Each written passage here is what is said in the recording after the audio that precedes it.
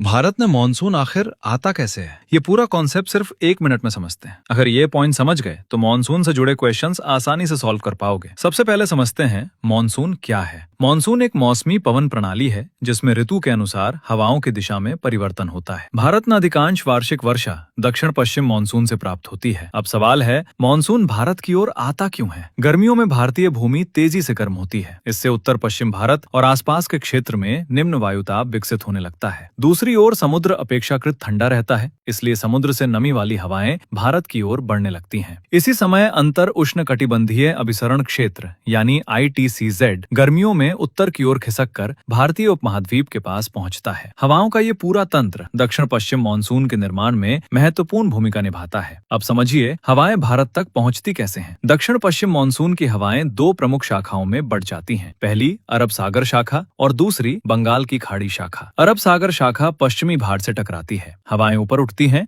और पश्चिमी घाट के पवनाभिमुख भाग में भारी वर्षा कराती हैं। वहीं बंगाल की खाड़ी शाखा उत्तर पूर्व भारत की ओर बढ़ती है और हिमालय से टकराकर अपनी दिशा बदलते हुए गंगा के मैदानों में वर्षा करती है। हिमालय की भी बड़ी भूमिका है। ये मानसूनी हवाओं को उत्तर की ओर आगे बढ़ने से रोकता है और भारतीय उपमहाद्वीप में वर्षा कराने में मदद करता है। अब मानसून की एक खास बात, मानसून हमेशा एक जैसा नहीं रहता। कभी अचानक तेज वर्षा होती है जिसे मानसून प्रस्फोट यानी मानसून बर्स्ट कहते हैं, और कभी वर्षा के बीच कुछ समय का विराम आता है जिसे मानसून विराम यानी मानसून ब्रेक कहा जाता है। और अंत में सर्दियों के बाद जब परिस्थितियां बदलती हैं तो मानसून धीरे धीरे वापस लौटता है। ऐसे ही आसान और एग्जाम ओरिएंटेड रिवीजन के लिए आरंभ IAS को फॉलो जरूर करें।